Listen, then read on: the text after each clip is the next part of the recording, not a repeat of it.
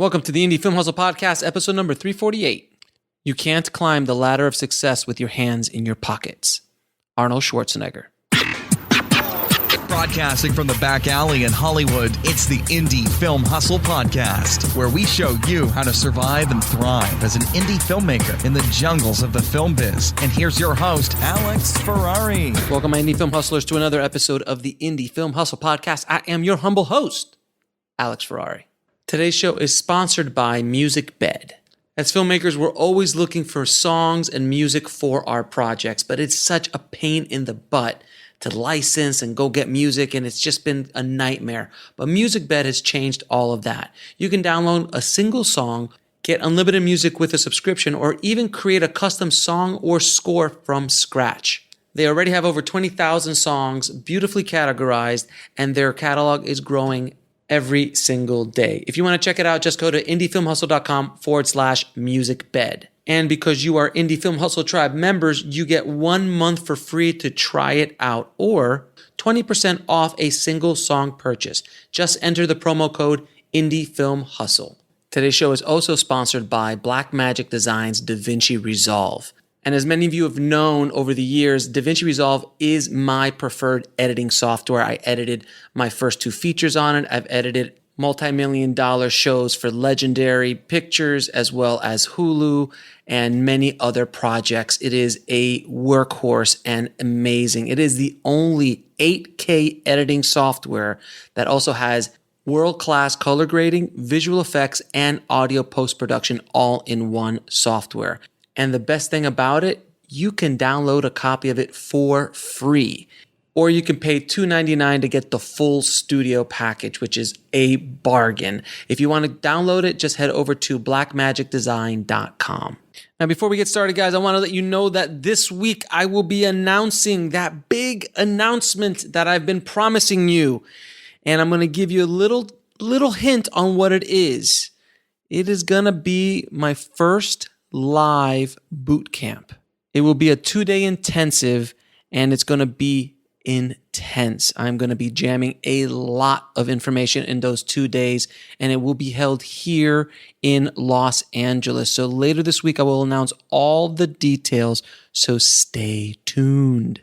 Now, today on the show, we have filmmaker Rob Smat. Now, Rob is a Indie Film Hustle Tribe member, and the podcast and everything I do with Indie Film Hustle really helped guide him through the process of making his first film called The Last Whistle. He started the process when he was 22 years old, and it really is a great example of how to focus on a niche audience, how to create a product, and we just go into a deep dive into his entire process, his distribution strategy, and how he's generating revenue from his film. So without any further ado, please enjoy my conversation with Rob Smat. I'd like to welcome to the show Rob Smat, man. How you doing, brother? I am super happy to be here. I'm so excited to talk about this movie, and I'm a long-time fan, and just thrilled to be here. I appreciate that, man. I appreciate that. You were telling me earlier off air that Indie Film Hustle had a little bit to do with helping you make the movie. A little bit. I mean, it's got everything to do. It's got everything to do with this movie. I started listening to Indie Film Hustle a year or two ago, at least, if not longer. And every episode, it's just like there's something else that I hadn't heard before. There's something else I didn't learn in the film school track. And just so specific to the kind of thing that I wanted to do. And just everything on this podcast was super, super helpful. So, the stuff that I want to, hopefully help everybody with today, I hope it's going to be very specific. This is going to be Indie Film Hustle, veteran. It's not just going to be, how did you make your movie? It's like, let me tell you about the deal structure of X, Y, and Z. So we'll have fun. I appreciate that, brother. So, all right. So first question, how did you get into the film business?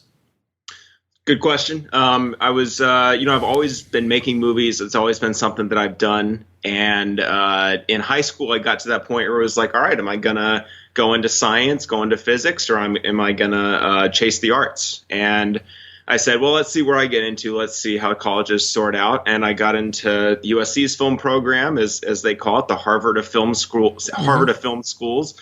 It's not, but it's fun to think. I know. A little, you know. I've been there. Yes, you have.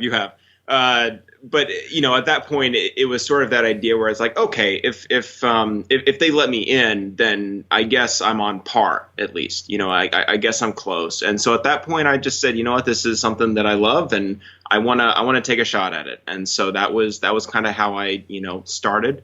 And after 4 years of film school, and then spent a few months after, and then started on this movie right after that. And it's been about 2 years since then.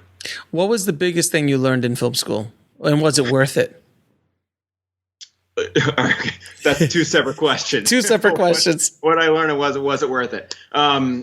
So I think I'll answer was it worth it first, because I think the most interesting and worthwhile part of the film school wasn't so much, the classes or the facilities, the things that they kind of like to advertise. Mm-hmm. It was the most valuable part for me was I grew up in Texas. I spent 18 years of my life in Texas. Or 15. I started there. I grew up there. And especially, 10 years ago, Texas didn't really have a film industry besides Austin. And, I was up in Fort Worth and the Dallas-Fort Worth area. So there wasn't a huge film education thing happening there. The internet, I couldn't really stream YouTube in my house. So, it wasn't happening. And so to be able to go to LA and just do a total immersion into Hollywood and the whole shebang was hugely beneficial for me. And the school did a good job of sort of, conveying that and, not giving it to me all at once and, blowing my head up or whatever. So I think that was the biggest value to film school, at least, was that. And then the friends I made there, the connections, that half the people on The Last Whistle are USC people. And they're all, early 20s, they're not far out of school. They were the people I came up with. And I think the biggest thing that I learned at the school was it doesn't matter when it comes to movie making. It doesn't matter how smart you are. It doesn't matter how good of a writer you are or what your stats are. It's all about how hard you try. And I think that's something that Indie Film Hustle is all about. But honestly, you can be in the Harvard of film schools and the valedictorian is no better than number 150 out of 150. But it's all who tries is who actually, I've been happy to work with for sure. You mean who hustles? Hustles. That's right. Go back and just edit hustle into everything. Right? Exactly. Who hustles. Yeah. Now, tell me about your film, The Last Whistle. Okay, so The Last Whistle is a sports drama. It's very much in the vein of Friday Night Lights. We are doing day and date release. It's, of course, it's about 90 minutes. It's, very simple movie, but really tried to make it exciting and really make it up the production value as much as I could. It's basically what happens to a coach after one of his players collapses during practice. And so it's a lot of the stuff that I feel like you hear about in the news from time to time, where a football player or a soccer player or a cross-country runner collapses. I mean, and then they don't know why it happened. Everyone's kind of hurt, shattered by this, and it's super tragic. And so just, I played 5 years of football. I played on a championship team in Texas, and going through that and seeing that happen at so many schools and so many different sports around the area, it was something that affected me. And so when it came to this first movie, I started to think, all right, what's something that's scary? What's a good hook? And that was what jumped out at me. That's like, this used to scare my pants off and still does, so do what all the great filmmakers do and make a movie about it. Yeah, it is a pretty scary topic in general. And I've seen, I remember when I was in high school and had to do with that, they work you. And I was in Florida, so they worked you and the heat and everything. And they think that, because they're 18, they could just keep going and going and going, but they are human. Yeah. Yeah. And there's all sorts of different aspects to it. And I won't put the cart before the horse here, but we did one of our big marketing things that, was totally self-generated was let's get in with the Heart Association. Let's work with some nonprofits that deal with this sort of thing. And so we've really tried to sort of, cross collaborate on those sides of things to, raise awareness about it and actually kind of add a social commentary to the film. Yeah. So what I find fascinating about your movie and the way you made it, we're going to get more into detail about it, is that you were thinking about this as an entrepreneur. You were thinking about this as a holistic project in many different avenues, as opposed to just, hey, I'm going to make some art, we're going to go do some stuff and we'll see if we can make some money at the end of it. You really thought about this. We'll be right back after a word from our sponsor. And now back to the show. And you actually do a lot of the stuff that I talk about on the podcast, which is like, hey, connect with some people, like, organizations, get into a niche, who are the audiences that you can reach out to, who is the demographic for this film? This is obviously, it can range into faith-based, but people who like Friday Night Lights, who people like high school football movies, and then just dramas and things like that. But you really have thought about this, and it's a great example. I'm telling you, brother, this is Indie Film Hustle, the movie. I mean, every piece of it. I mean, it's partly that. It's a lot of it has to do too with Jason Brubaker, who you've interviewed, I think 3 times at this point, who runs Distributor.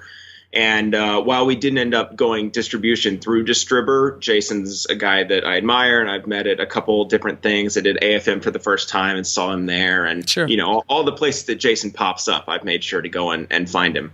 And it's the calculator thing that he talks about, where it's like, figure out how much you're going to make per sale, figure out how many people need to buy the movie, and go find those people. If you get 50 people to buy based on a news article, go, get 100 news articles wherever they are. You got to make these numbers up, because you're only going to get so much from the storefront, and that sort of thing. And so, that's kind of what drove it alongside. It was just, I want to get people through the door. I want to get a lot of people to see this movie.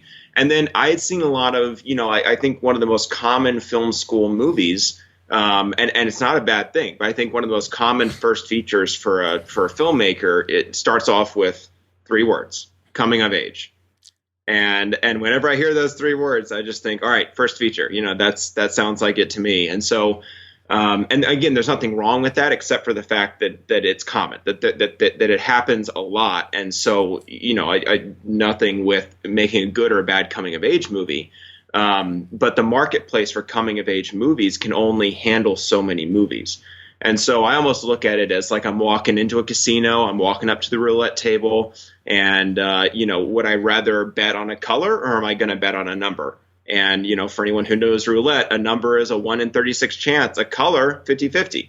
And so that's kind of the whole idea with this movie was, how do I bet on the colors instead of the numbers? How do I increase our margin for success? Yeah, it's kind of like are you familiar with the blue ocean, red ocean strategies? No, I'm not. All right, so the blue ocean, red ocean strategy is based on a book called Blue Ocean, Red Ocean. And it's basically so perfect example, independent film will go a horror movie. So let's say it's really affordable. Everyone makes a horror movie, right? Well, that way we consider the horror movie a red ocean. That means that there's blood in the water and there's a lot of competition. You want to go into a blue ocean where there's less competition, or preferably nobody's there. So when you make a faith-based or football movie at a high production value, the competition for that kind of movie is going to be a lot less. Hence, you can raise your rates, you can raise your money. You make another horror movie, there's a million of those out there. So then now if you're going to do a horror movie, you got to go niche. So like Hatchet. I always loved Hatchet because Hatchet was like, we're the American slasher movie. So like, and then there's subgenre, like there's torture porn and all these other kind of. It's Vegan Chef is what it is. It's the Vegan Chef. It's Vegan Chef. It's the Vegan Chef. I've never had someone call me back out to that. I appreciate that. The second I heard that, I was like, why is there not a required reading for every kid in film school about the Vegan Chef? The Vegan Chef movie. I have to make the vegan. I've spoken about the Vegan Chef. I have to make the Vegan Chef movie. And I think part of it too is, again, I'm kind of jumping ahead here, but a lot of the last whistle was, what's the word for it? Teleological. Teleology, I think, is the word for it, and it's all about the study of ends. Mm-hmm. And so if you're a teleologist, you study the apocalypse, you study, the end of you study the end of the world, you study these things. And so on a smaller scale, The Last Whistle was totally reverse engineered. It was, I want a movie that distributors will at least be interested in. It doesn't have to go traditional distribution, but I want something that they would be interested in, something that's marketable, something like you said that feels new, but it's got something old to it. Kind of Scott Derrickson's 25-75 or 50-50 is what he calls it, and and so it was really that idea of where do I want to be, not so much, what do I have? It was a little bit of both. Where do I want to be and what do I have at my disposal? And so that was the whole thing. It was like, the teleology of I want to end up with, something that really changes what people are expecting. Yeah, you've built a movie. You came at it like a blueprint almost, as opposed to just like, hey, I'm just gonna get a whole bunch of wood and some nails and some cement, and let's see what happens. You actually constructed like, no, I'm not only going to figure out how to build this thing, but I'm going to have a buyer for this thing before I get done with it. Well, I'll tell you what kicked me into that, and I'm sure everyone in the tribe will know an experience like this.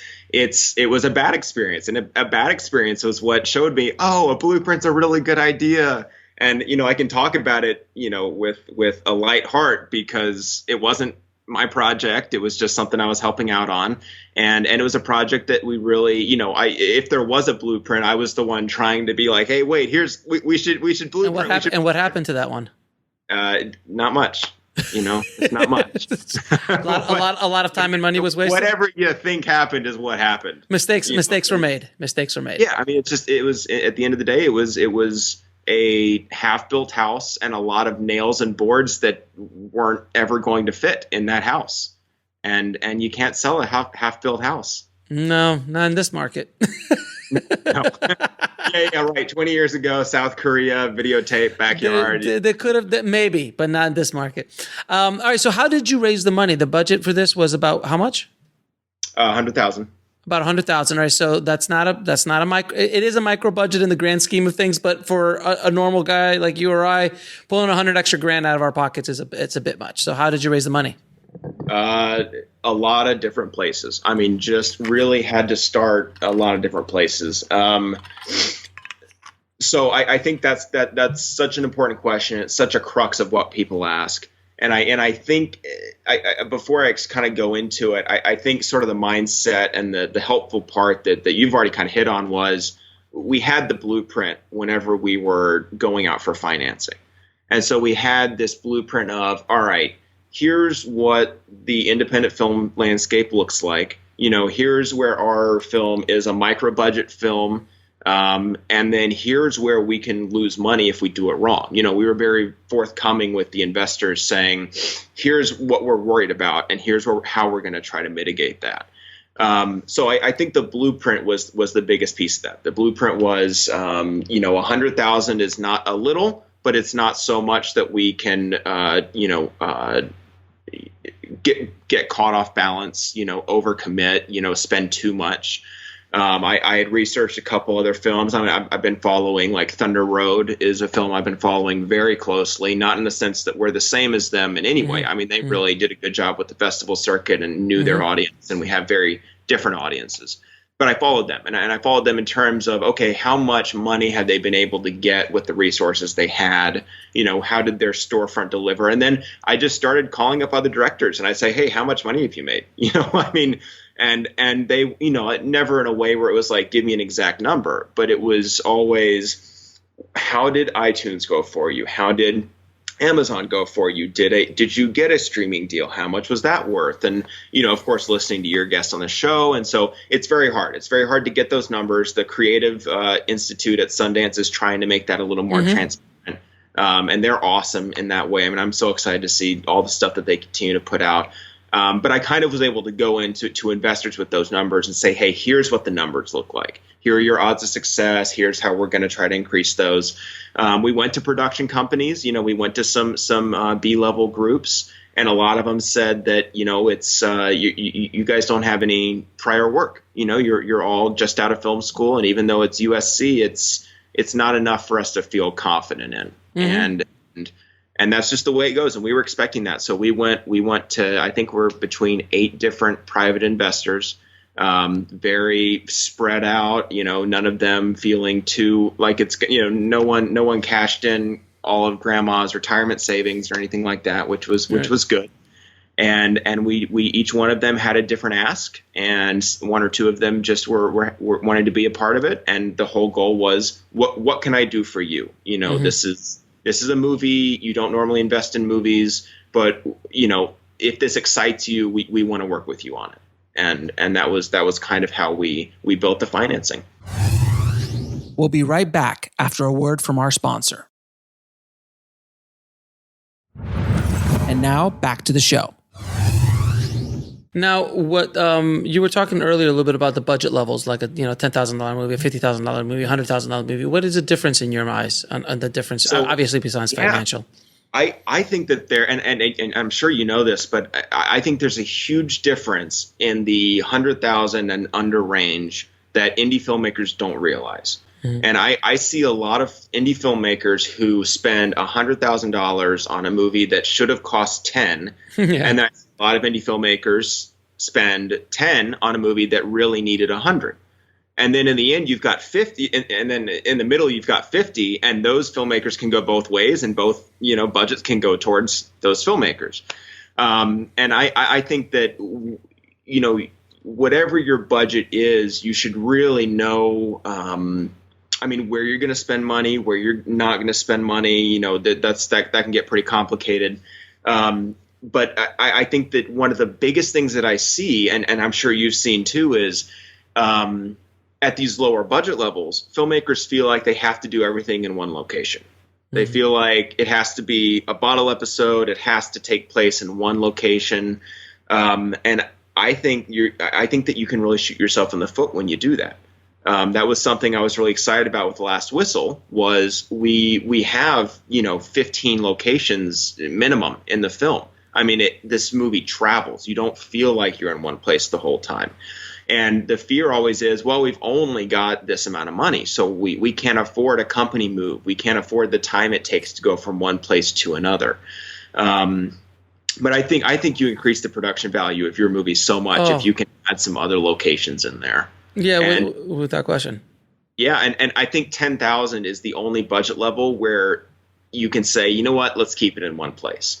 Or maybe if you're in the 100,000, 50,000 range, but it's an action movie and you're dealing with stunts or controlled, explosives or something like that. Like, okay, I can see needing to stay in one location for something like that. But the single location movie has been done so frequently that you can risk losing hundreds of thousands of dollars if you feel like that's the way you have to do it.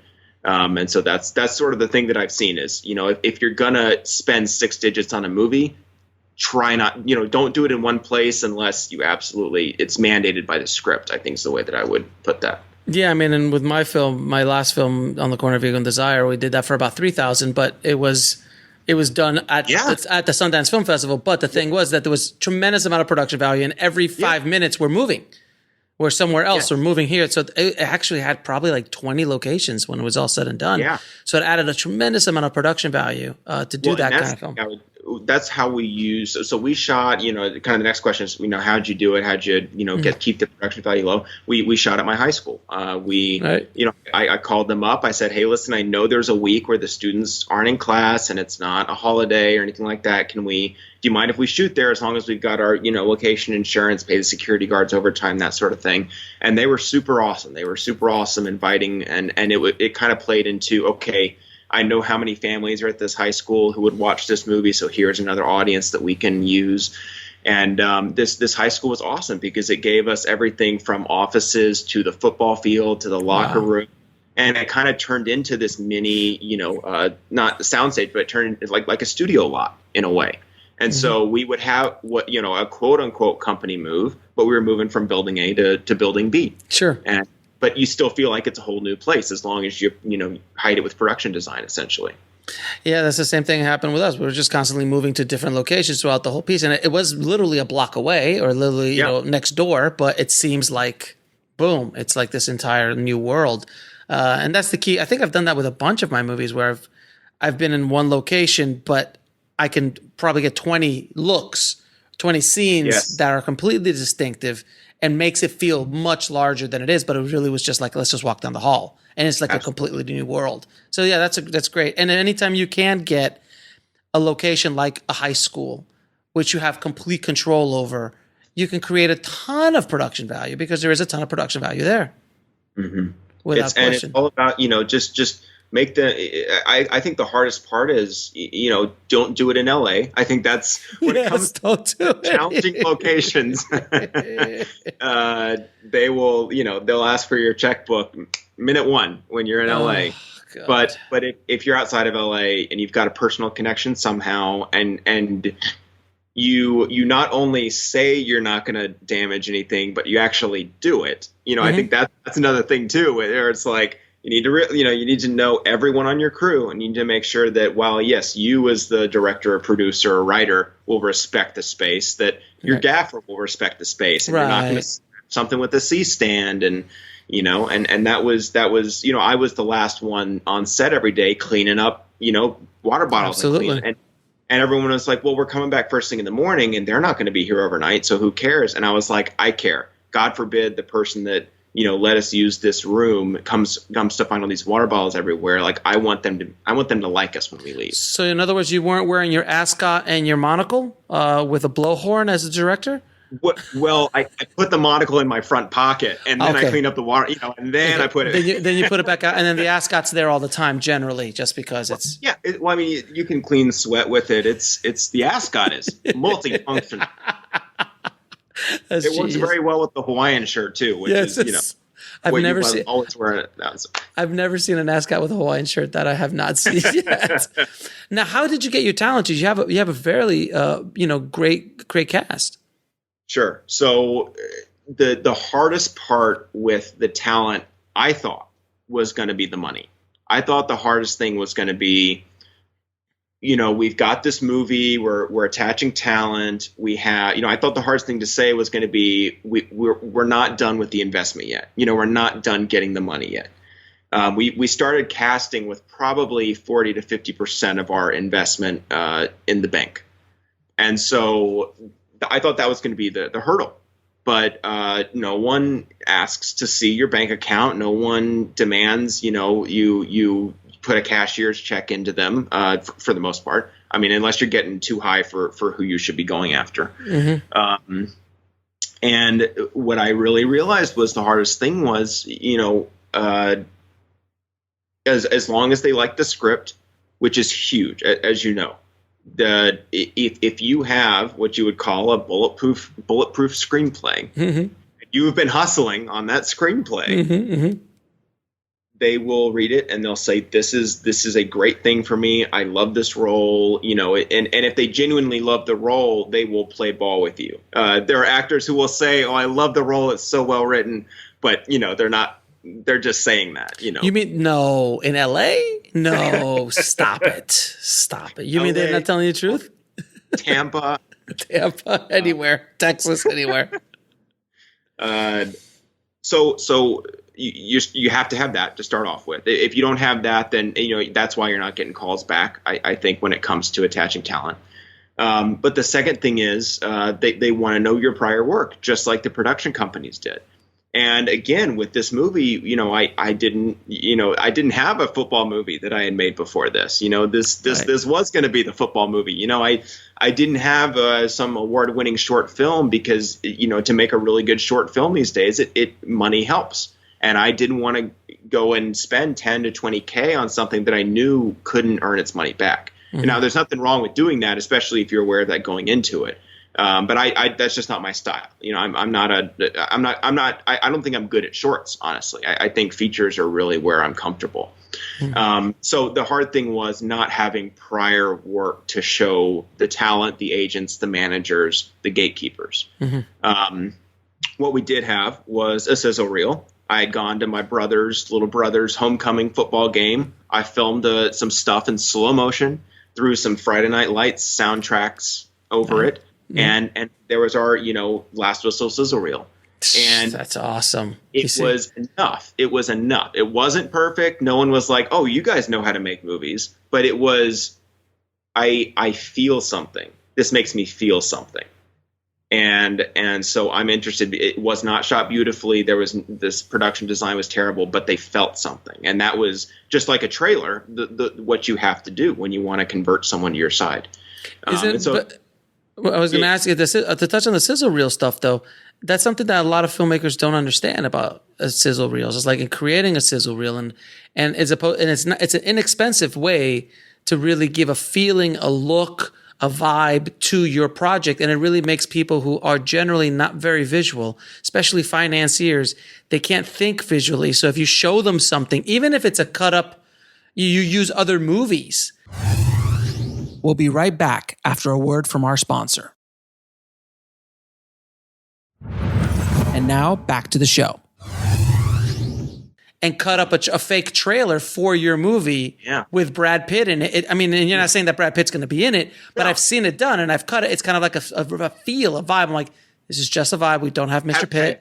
Have you cut sizzle reels for clients? Many times. Cool. Back in the day, I used to cut sizzle reels.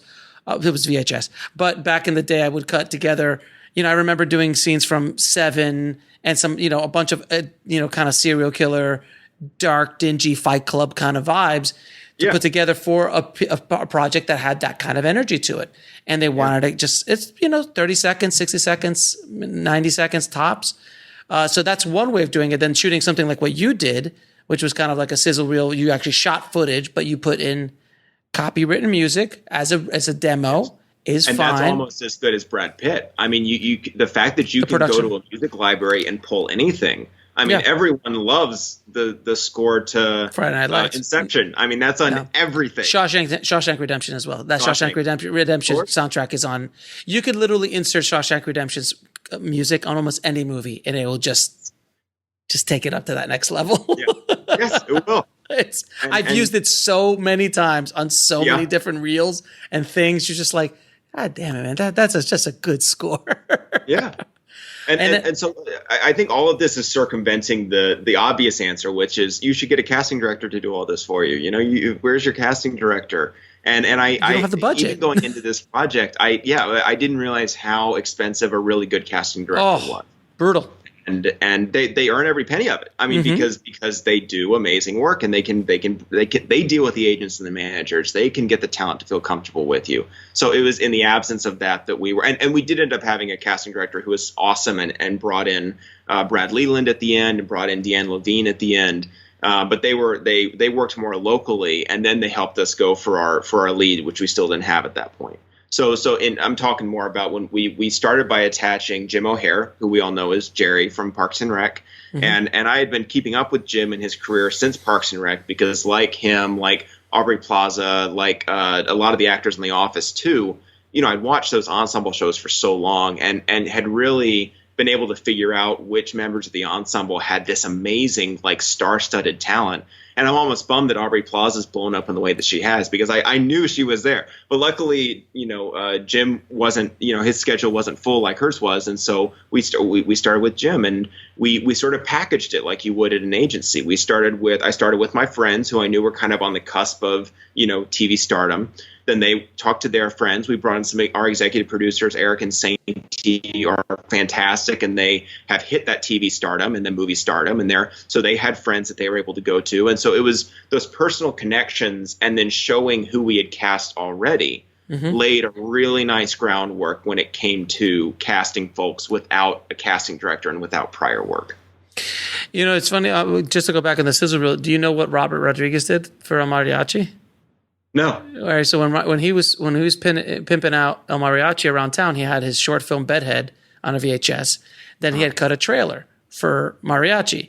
But what he did was he took the soundtrack of another trailer, because in those days they didn't do a lot of dialogue. It was just all music and Roger Ebert gives it 2 thumbs up, that kind of stuff. Action packed all the way, says Peter Travers from Rolling Stone. Don't forget the zooms. You have the zoom to the face, right? Yeah. So he just took that soundtrack and edited his movie off the soundtrack. So when someone saw it, they were like, "Well, this looks like a real movie." It was pretty genius. It's things that I used to do back in the day when I was doing my demo reels. But he took it to another place as a feature. But sizzle reels are very powerful. The funny thing that you mentioned, Double R, Robert Rodriguez did the Rebel Without a Crew competition on El Rey. Yes. You had 2. I've had one, Alejandro, and then I've met with Josh. I was on his podcast, and now I'm going to have him on my podcast in the next few months. So I loved that show. I watched every episode. I did too. It's the best one. It's the best one of all of those shows. It definitely, because Greenlight is just, the Greenlight's got its own stuff. Hey man, I was in season 2. Cool. I was in season 2 of Project cool. Greenlight. 5 seconds opening credits. Very nice. When it came to, Rebel Without a Crew, the TV show was, most people say their first feature was genicized by the book. Robert. Yeah. But the Rebel Without a Crew, the TV show, was what made me go and write The Last Whistle. And so I initially wrote this as a $7,000 feature. How could you do this for $7,000? That must have been impossible. I would go and shoot during the home. I would make the sizzle reel all the football that was in the movie, and then I would shoot the coach at his home, getting phone calls from people and getting visited by people. Okay, it'd be a different movie. Yeah, it's similar, but it cuts out all the other characters essentially. Mm-hmm. It's total art house instead of sports with like a twinge of art house, which is I think what Last was trying to be. But anyway, that was the genesis of this project, and that's kind of what they told me was, how would you do this for $7,000? And I was like, you don't know me, like just give me a shot. And they picked who they did, and I thought Alejandro especially killed it on that show. I found it so funny how on this 3rd or 4th episode he was telling the other filmmakers what gear to go grab from the cart. They had like the cart or whatever. Yeah. He's like, no, you don't need a C-stand. Like get the light stand, get the light. And so I thought that was hilarious. And his new movie coming out, Millennium Bugs, is coming out soon. I saw his trailer, dude. It looks awesome, dude. And he made it for like under 100, and it looks great. Looks really, really great. Good for him. Anyway, that was the genesis of The Last Whistle. And they turned it down, and when they did, I said, let's go make it ourselves. Fantastic, man. Now, you also reached out to distributors before shooting. I did. Wow, amazing. That was another one of your episodes. I don't know which one it was, but I'm sure it was. I don't remember who that was, but where I got that idea. Yeah, so you went out to a distributor, you talked to them, and like, look, I'm making a football movie. What do you need in here? How did that process go? Just like casting, more difficult than I expected.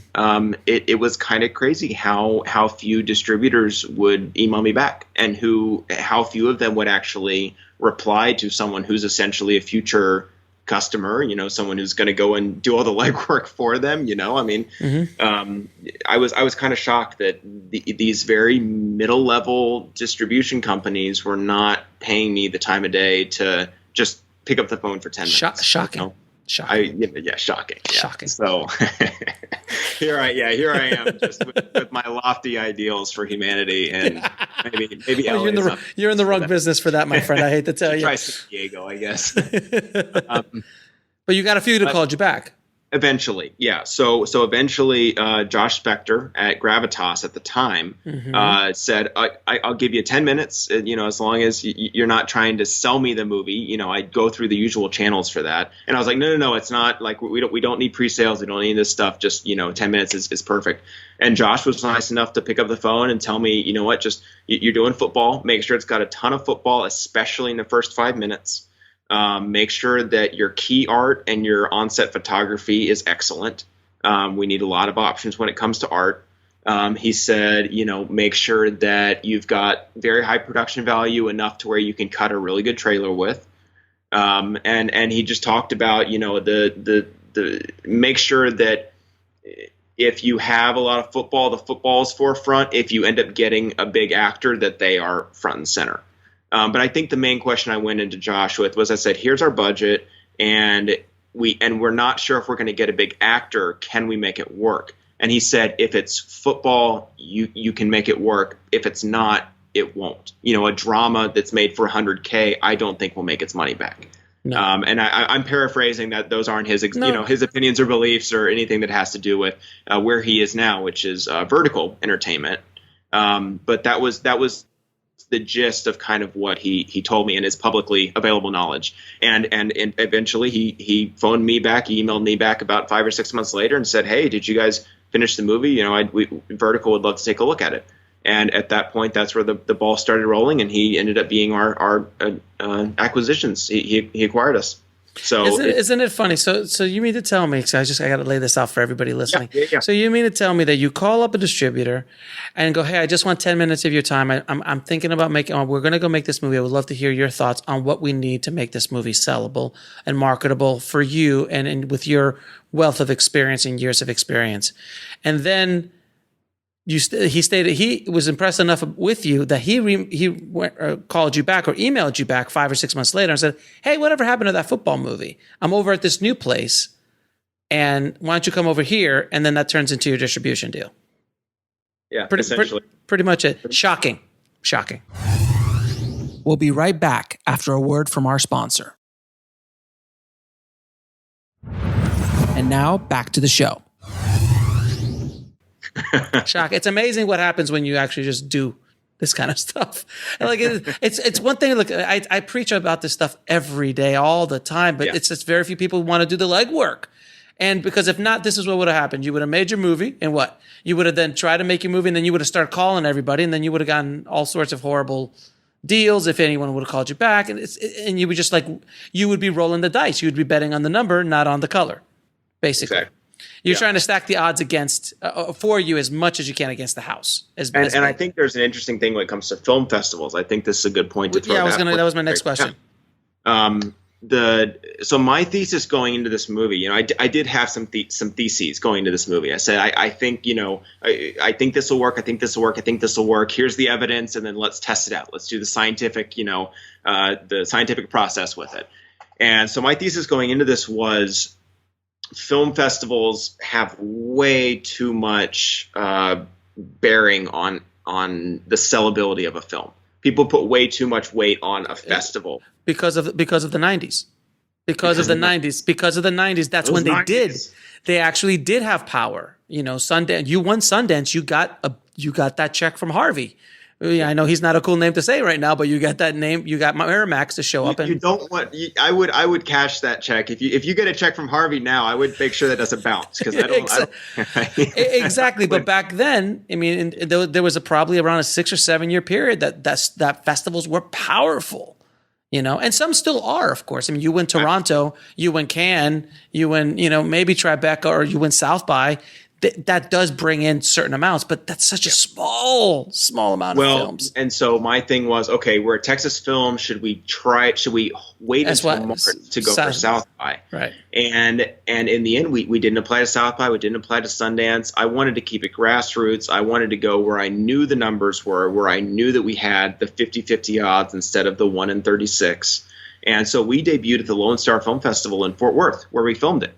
And we had a huge opening night crowd, lots of local press. And what we did there was we started our audience. I mean, we started building our audience there. And we got to do that in November instead of March. Whereas if we had gotten into South by and done March, we would have had to wait until football season 2021 to get the movie out there, because you can't release this movie in the winter time. It's got to be football season. Sure. And so that was again that teleological thinking about the end. Really trying to land the plane 100 miles away instead of just slamming down on the runway essentially. And so that was my thesis going into it. Now I think an interesting thing that I will be the first to admit is what I was wrong about was the same thesis that I had about a name for a movie. My thesis when it comes to names is a name does not guarantee you a good movie in any way. And on top of that, a name does not guarantee you money, as we saw with not Manchester by the Sea, but was it By the Sea, the Brad Pitt, Jolie? Yeah, of course. Yeah, the one that Angelina, I think she wrote and directed that one. Yeah, she did. Yeah. And the movie did not do well. It had Brad Pitt. It had Brad Pitt and Angelina Jolie. Yeah. And so I think, seeing movies like that, it's like names. But what I realized is that names and festivals are very similar in the way that is how distributors know best how to sell a film. And so if you come to a distributor with, hey, we don't have a name or festival laurels, but we've got these other marketable things, while they might agree with you that those things are marketable, it doesn't fit their system of here's where we put, here's where we insert the name into our trailer. Here's where we put the name on our poster. they have to put a lot more legwork into, okay, how do we put these marketable aspects into our framework of how we distribute films? And so I think that was the one difficulty when it came to festivals, was people were surprised when they watched the movie. And I can't tell you how many times I've heard this, and I'm going to hear it 100 times again. But people go, "Oh, that was a lot better than I thought it would be." And whether they're giving it a 6 out of 10 or an 8 out of 10 or a 9 out of 10, they came into it expecting 3 or 4 out of 10 because it didn't have a laurel on it. And I kind of have to be like, oh no, we didn't want to forefront the laurels because that's not our audience. And that boggled people's minds. They were like, what do you mean you didn't do film? What do you mean you didn't do the festival circuit? Yada yada yada. And it's just a new way of thinking, and it's a much more difficult one to pull off. But you know better than anybody. No. Not necessary. Agreed. And festivals aren't necessary, and they're nice. And if you've never done the experience, it's a great experience. You meet a lot of cool people. You meet a lot of filmmakers. You might get a little press. You might get an award or two. Your ego might get stroked. You might get a red carpet, some pictures, but that's essentially it. Even if you get into one of these big ones, it's no guarantee. I know many filmmakers who won Sundance and did nothing for their careers. It all depends on the kind of project. When I saw like Jim Cummings and Vanishing Angle and Thunder Road, when I saw Thunder Road, get grand jury at South by and play at Sundance and all these things, and then not take the deal with A24 or with any of these distributors that came calling and decided to self-distribute, that's when I was kind of like, wait a second, if grand jury at South by and huge grassroots indie audience doesn't get you the deal you want, then there's no way that they're going to come calling for a football faith film. Like that's just not on the radar whatsoever. Right, and but it's also like there's a lot of people who drank this Kool-Aid. A lot of filmmakers drink this Kool-Aid of this kind of myth of and expectations of what winning a festival does or how things should be. And I do believe, and correct me if I'm wrong, but I do believe that a lot of these preconceived notions are myths of a long gone era, which are those 90s indie movies that, that's kind of the beginning of the independent film movement. Really, the independent film movie that we know today kind of started in the 90s. Started with, if you want to go way back, Hollywood Shuffle, 1987, Robert Townsend. And then and then Sex, Lies, and Videotape with Steven Soderbergh, and then that launched Sundance and so on and so forth. And people still think that that's the way things are made. It is not. It is not that world anymore. And the world has changed so dramatically, and I'd love to have you on the show for this specific reason too, that you are a different model and a new model of what's happening. And you know what? This model might not work in a year or two, and we might have to switch again. It could be another thing. So, but people got to get that out of their head, man. We're not living in 1990 anymore. I'm going to inflate your ego here. Oh no, please. Dangerous thing to do. that back alley in Hollywood might have an explosion. Back alley in Hollywood. That's what I really like about Indie Film Hustle and the other podcasts that are in this space is it is to the day current when it comes to what does our industry look like, how is the best way to succeed today versus what worked 5 years ago. Because it maybe in terms of the styles of movies 5 years ago can maybe be similar to now, but in the styles of distribution, it's just changing so fast that if you're not staying if you're not listening to Indie Film Hustle every week, you have lost track of what is happening in distribution and Indie Film Hustle and Creative Institute and all these other sources. That's what, because books take time, and books used to teach you how to distribute a movie because information stayed the same for longer than 12 months. Right. And that was the same way with our camera gear too. We shot on the Canon C300 Mark II. We had the option to shoot red. It was the same price, just about. And the DP Brian Tang and I went into it, and I said, you know what, Brian, we're making a football movie. Our audience does not know the difference between red or Canon. They don't know the difference between anamorphics and spherical. I want to shoot this on the camera that is going to run for the longest amount of time without charging. That's going to take up a super low card space. And that isn't going to heat up if we take it outside in the Texas heat in May and die on us. And that's not going to kill my MacBook Pro when I go and do the first director's assembly and then hand it off to our editor who's on it. And as I say this, I realize You said this on an earlier episode of the podcast. You were talking about shooting on something that doesn't crash your computer. It warms my heart. It really does warm my heart, man. Are you having deja vu right now? Of course, because it's basically everything I've ever preached. I'm like, guys, like, who cares? No one cares. Like, I shot my movie on a Blackmagic pocket camera, 1080p, and it looks fantastic projected. It's like, God, geez, this is, you mean, I don't know. It's too much. I can't take this. I can't take it. It's too much. It's too much. Exploding. It's happening. I'm literally exploding because I'm like, it warms the cockles of my heart to hear this from a filmmaker that I'm like, oh, good, someone's listening out there to me, and it's not all about ego, and it's not all about I need to shoot this on a Red or an Alexa. I'm like, we'll be right back after a word from our sponsor. And now back to the show. No, man. No, my audience can't tell the difference. They both look really damn good. And what's gonna run the longest? What's not gonna crash my laptop when I'm working on it? What's gonna give me best bang for your buck, man? It's not always like I tell people. It's like, could I have shot Ego and Desire on an Alexa? Sure. Did I have access to one? Yeah, I could have probably gotten one if I wanted to, and I could have probably gotten away with shooting it all there if I truly wanted to.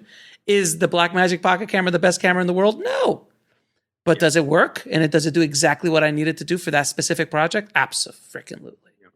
And that's something that I really I've even got an image for it, and it's sort of the audience's threshold of quality, and it's don't think about what your cinephile friends know about film. That they're going to see the lens flare, they're going to see the piece of production design that's messed up. Think about mom and pop. Think about Uncle Joe.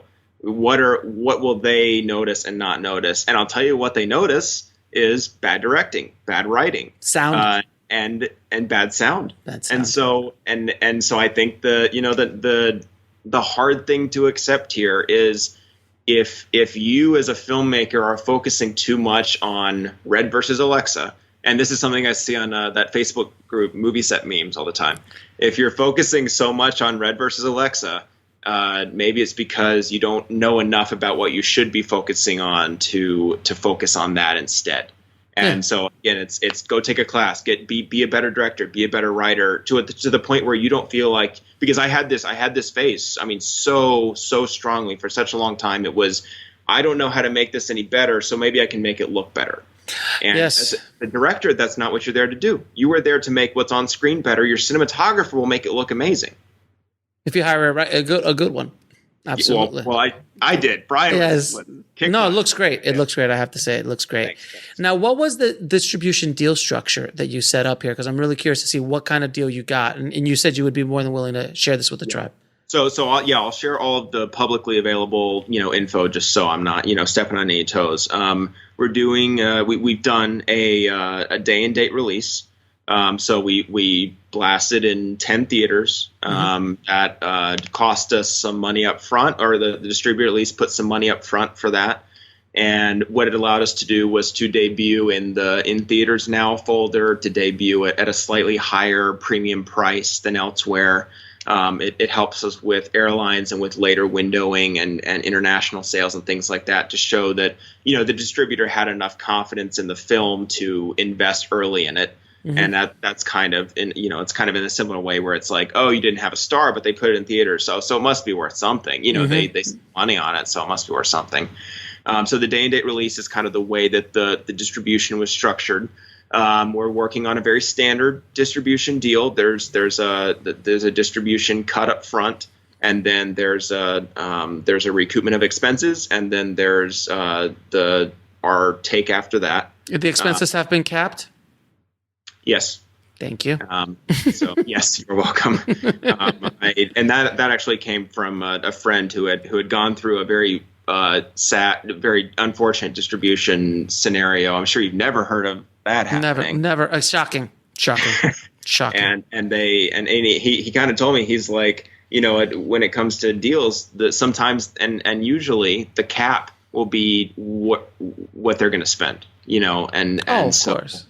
And so I kind of went into it knowing that, and you know, we're still waiting for, and I mean, I've been very pleased with how they've distributed, and I think they've done a great job. And so I'm actually not in the school where I'm like, oh, they're totally going to screw us over, and I'm thrilled to be there. I'm thrilled that I think we found a good one. You know, I think we definitely didn't find a bad one. And when I get all the numbers, I'll be sure to come back to you, or, you know, go to the Creative Institute and share as much as the distributor's comfortable with me sharing, because I think in a world with so many bad distributors, it's worth, you know, really praising the good ones and praising the ones that do good work, because you want them to be in high demand, and I definitely want that for ours if that's the way that it turns out. But awesome. And then also you've gotten a streaming service deal as well. You got one of the big streaming service deals got picked up by one of them as well. Yeah, and so I, you know, can't talk much about who it is or what it is. It's one of the big boys. There's a handful. What we noticed was, or what another one of the blueprint aspects that I looked at with this movie is, I was on an airplane, as many of us are from time to time, and I started to look at what was in their content library. And they had the film festival winners. They had the big Hollywood movies. They had this and that. And then I go clink, clink, clink, clink, clink, clink, clink, clink, go all the way down to the bottom. And they've got sports. And there's one sports movie. And it's the only category. It's the Blue Ocean. And it's like, oh my God. They have, you know, like, name a sports movie that came out this year. Free Solo. You know, it's kind of like, that's pretty much it. I mean, that's all that's on iTunes right now, you know, and well, RIP iTunes, but, yeah. And so I saw that Blue Ocean, and I said, and so then I went to the streaming sites after that, and I started to look up, okay, who's been selling to these streaming sites? Who's buying what? And then the most important thing for me was, is there a big, you know, sports property that's recently left or taken a better deal with a different streaming site? Because what they like to do is, if they can't have James Bond, they'll put The Man from U.N.C.L.E. front and center. That way, if they have a customer that says, I love spy movies, I want to go see James Bond, they can be like, no, wait. Stay with us. Watch Man from U.N.C.L.E., you know, and I'm not even sure if that's on a streaming site. But if I was running one, that would be what I would put up to keep people to stay. That's what Netflix does when you like search a specific like Marvel movie. They'll put all the other Marvel movies that they might have access to, but it might not be the one that you're looking for. Right. And so, yeah, whether it's Netflix, whether it's Hulu, whether it's Crackle, whether it's any of them, they yearn. It's sort of that industry that used to exist of the mockbusters. Of, you know, the ones where it was Devils and was it? I just saw now like the Adventures of the Aladdin Mysteries or something like that. Like it literally just came out like a week ago. I'm like, oh yeah. There's that company. I forgot what they do, but that's all they do. It's just whatever the big Hollywood movie is, they'll pop it out. It used to be very easy because you'd go to Blockbuster, and maybe Blockbuster didn't have the sleeve for Avengers, and they didn't have the sleeve for Avengers of Aladdin. You send Uncle Joe to Blockbuster, he brings home Avengers of Aladdin, and you don't watch it, but they've already made their money. Yep. And so that used to be, that's where it started. And then, of course, now it's in full effect because you can design a poster that looks exactly like, I mean, to be fair, there's that meme, the Aladdin poster looks just like the Force Awakens poster. I mean, you know, the blue and the red. And I thought Thor, like when the Avengers, like Thor Ragnarok came out, they just came out with a Thor movie, and it's just Thor Adventures or something like that. And it's because Thor, you can say Thor is Thor. It's no trademark on Thor. There's no trademark. Yeah, there's no trademark there. So I think that was, I was trying to look for a blue ocean in a streaming site. So smart. And I think that was definitely one of the major reasons behind why the one that picked us did. And you know, I'll take this time to say too, please go find Last Whistle on iTunes. Please go find us on you know, Amazon or Xbox or, you know, Google wherever Play, you find us right now. Because we really need the tribe. We desperately need the tribe because we got to get those numbers up. It's all about the algorithm. It's all about, you know, getting word out about the movie, and that helps us. So I don't know when the whole streaming thing is going to come to fruition. So please don't hold out for that. Please go check the movie out. Just rent it for, you know, whether it's $3 or $5 or whatever it is, you know, rent it. I will send you $1, $2, whatever you need to feel better about your purchase. But we really need the tribe to help us out right now. That's huge. Yeah. Now, how did you get the word out on the film, or how are you getting the word out on the film? Sort of going back to that blueprint. The blueprint has a bunch of different things that sort of give us an in. So we started with Fort Worth, where we filmed it. We're working with all of the people that helped us film there. We're sending them posters and trying to say, hey, get people to like this. It's a very much a Facebook-based campaign because our audience demographic is older. Not Snapchat, but they're not as young as Snapchat or Instagram, which is better for us because I think while Facebook Pages has its drawback, it's made a very nice platform for the generation that we're trying to reach, and because they are very active on, and I know they're active because Facebook is my favorite. We'll be right back after a word from our sponsor. And now back to the show. I'm an old soul at heart. I don't the newfangled things are not the newfangled things. Fang, there it is, Fang. Yeah, the newfangled things. Listen to you. You're talking like you're my age. What are you? 29? 28? God bless you. God bless you, sir. God bless you. And then boom, the head explodes. Then the head explodes. Yeah, God bless you. You think I'm 29. My God, I could do so. Keynote. I know how old you are. Oh my God, can you imagine the damage I could do if I was in my 20s? Oh my God, with my mind today. Oh my God, the damage. The mob would shoot a movie for you. Yes, exactly. The mob would shoot a movie for me at this point. Cool, man. Now, another thing I wanted to ask you real quickly is the business model you're trying to build here. You're trying to build, this is not a one-off. You're trying to do multiple films like this, and you're actually, through your production company, through what you're trying to do, you're trying to build a business model that you can replicate on film after film after film, so you can actually, God forsake, make a living in this business. You mean you're going to survive and thrive in this business? Please explain to people what you're trying to do. Yeah, I mean make a living. That's interesting. That's very interesting. That's a great idea. That would be, isn't it? It would be great. Very admirable idea. Yeah, that's the whole goal with this movie is it's not about this movie. It's about the next one. Because while making that first movie is hard, once you do it, the hardest thing becomes the next one, and that's what I've heard from everyone that's gone and done their first feature. I told you, I called up all the directors who had just done their first feature, who were super helpful, and one of them was Morgan Dameron, who you recognize that name because it's Poe Dameron's last name from Star Wars, and she was assistant to J.J. Abrams for a number of years, and she left Bad Robot and went and did her first feature, and she was hugely helpful to us in making. That's awesome. Last Whistle, because she stayed on the phone with me for an hour and a half, just giving me all the things. She was like, "Listen, you're going to have to do a dialogue continuity and spotting list, and it's hell, but it's going to be worth it." And she was very happy with Jason at Distributor, and they went with Distributor and they self-distributed, and their movie's called Different Flowers, so they're awesome. That's one definitely worth checking out. And she was one of those people who's very transparent with me and gave me a lot of info. And as we ended the call, this was about a year and a half ago. I was like, what's going on now? And she's like, well, the hardest thing is that second feature. And so that almost planted a seed for me back then, where it's like, oh, that's crazy that they did such a good job with this movie, and it's still so hard to get that second feature. And I know that she will, and I at this point she's doing TV and commercials, and she's doing fine. I mean, she's doing great. But that's been my mindset this whole time is, okay, how do you get that second feature?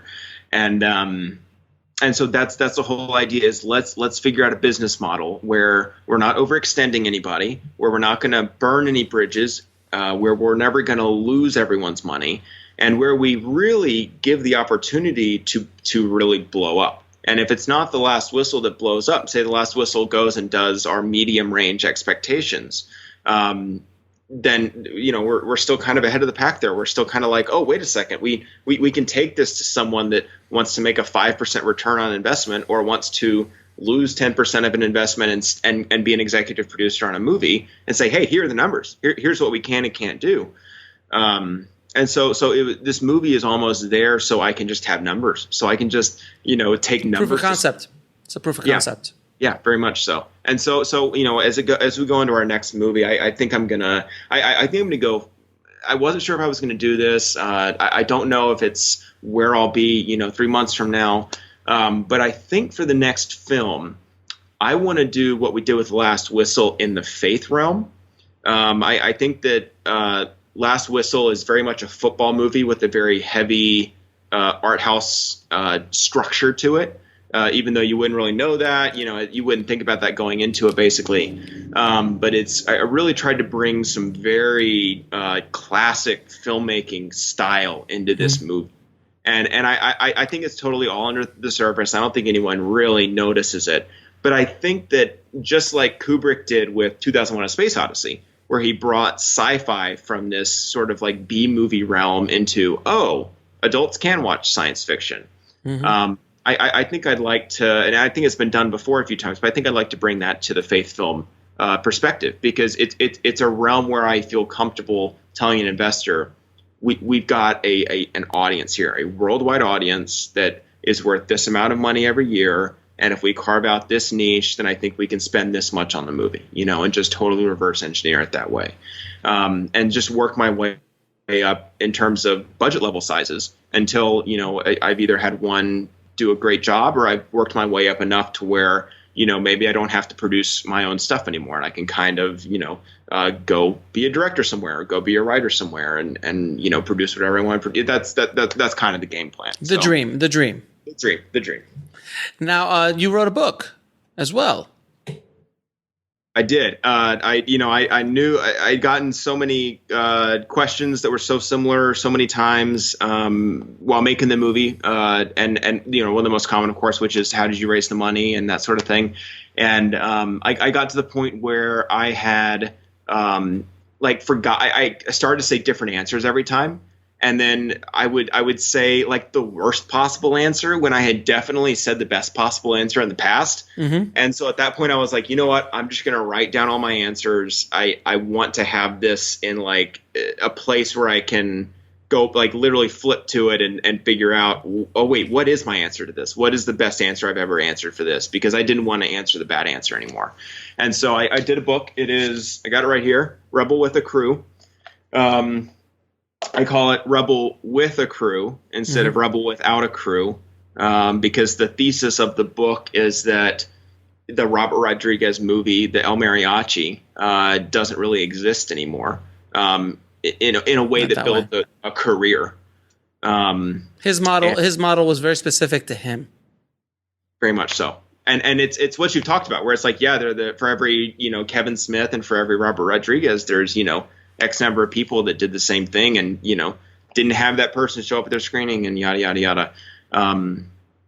But the thesis with Rebel with a Crew is that if you've got a group of people around you, a bunch of, if 10 Robert Rodriguez's get in a room, that they can achieve that, whether it's 10, whether it's 5, whether it's 2. My thesis is the idea that the quality of films has gotten so good that you need help if you want to compete at the minimal level. And whether that's actors or a sound person or whatever it is, that's the idea of having that crew. And that was the whole idea with just upping the production value with Last Whistle. Last Whistle wouldn't have been possible if we didn't have amazing cinematography, amazing sound, amazing acting. Locations. My brother's helping me wrangle extras. A whole city of people coming out for one night to be a crowd at a football game. Killer scheduling, killer composition. And I'm forgetting 10, 15 other people there. But it's all about the book is all about that crew, and it's all about just going through every step of the process, from writing to directing to casting to all the pieces that you normally would ask about. And then I've got chapters on distribution and marketing too, but those aren't done yet because I don't have the numbers yet. And so it's out on Amazon. It's called Rebel with the Crew, and check it out. It's like half a book right now, and so I'm selling it for like a half a book price because it is definitely not finished yet. But it's got enough information to at least, do everything we've talked about going to the distributor beforehand and budgeting and keeping your costs and all that That's stuff. awesome. That's awesome, dude. Now I am going to ask you the questions I ask all of my guests. So you should And for once, you got someone that's prepared for it. Maybe there's maybe a new one in there. There might be a new one in there. I don't know. We'll see. No. We'll see.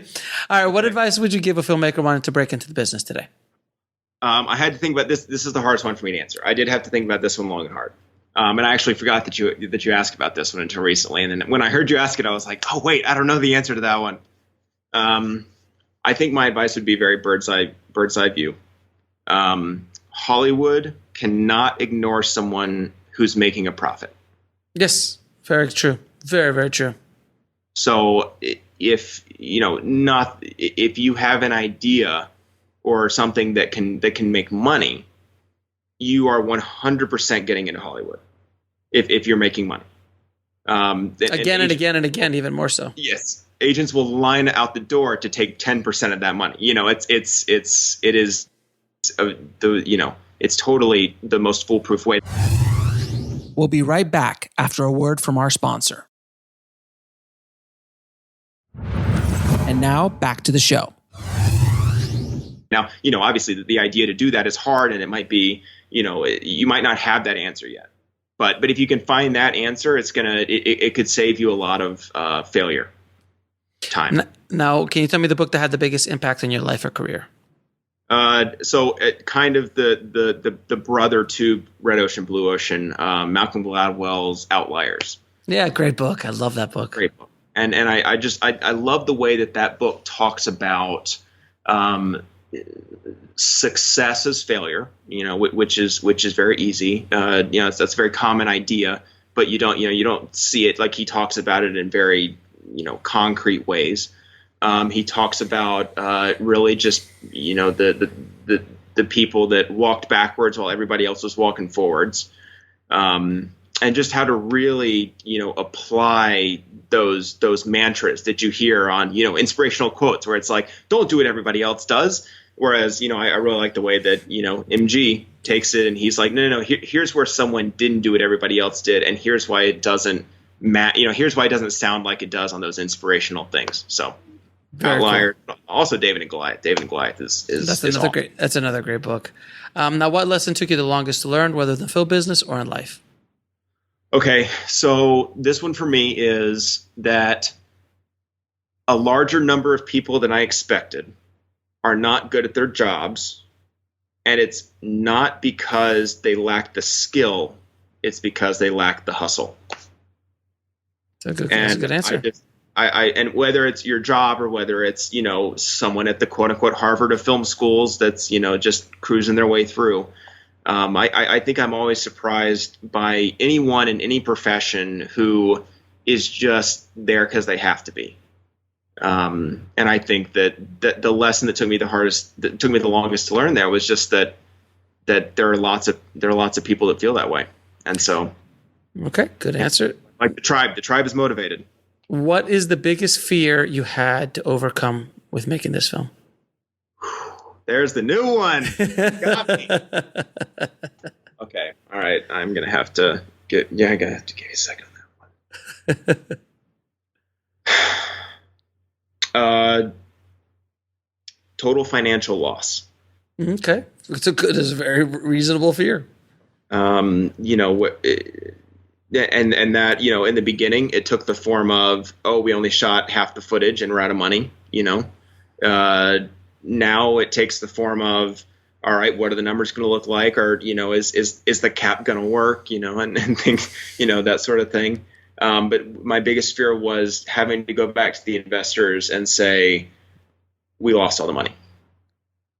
Because I want to go back and tell them that we made their money back. I want to tell them that we made them all a penny. That would be success. So my fear was a goose egg.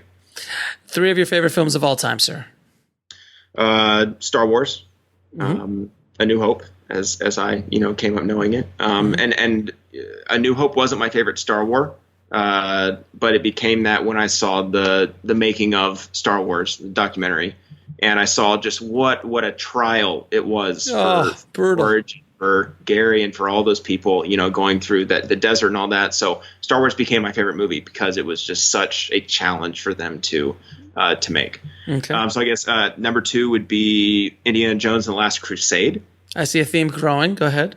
Yes. And then the third one would be Back to the Future Part 3. Yep, it was all Spielberg touched. Yeah.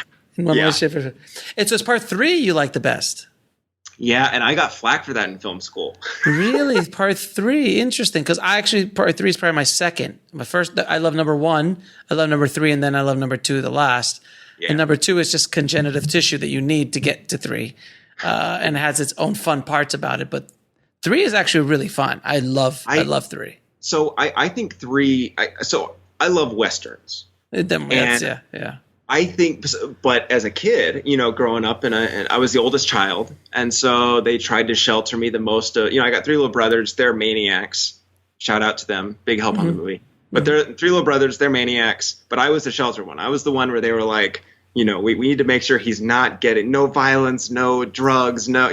And to be fair, I haven't given into the drugs. Like I'm drug free right now. But the night is young, sir. The night is young. Go ahead. Thank you. I'm gonna have Mom tune out right now. Thank you. But so I think that I've just got this part of me that just loves the Old West. And when it comes to showing, an 8-year-old a Western, you can't do that. But Dad will always want to show an 8-year-old Back to the Future. Oh, yeah. And so I think Back to the Future Part 3 was my first Western. And that's why it's my favorite, is because, this pastiche of years of spaghetti Westerns was actually my first one. And by the time I saw a Clint Eastwood film, in my teens, I was like, oh, the iron on his chest. I got it. Okay. I see what this is. He's making a reference. Exactly. You I guess, reverse engineered the Western for yourself. It's the name of the game. And now, where can people find you and your work? Sure. I'm my handle for all my social media is Mad Smatter. That was a nickname that somebody came up for me in high school. But if you just Google Rob Smat, there's only one of me. I'm not smart. That's the tag. There it is. Now you'll never forget that. Right. There's only one of me. And then The Last Whistle is available on all digital platforms. Whatever's easiest for you, go check it out. Please give us a click. Even if it's just a little rent, a little rental means the world to us. And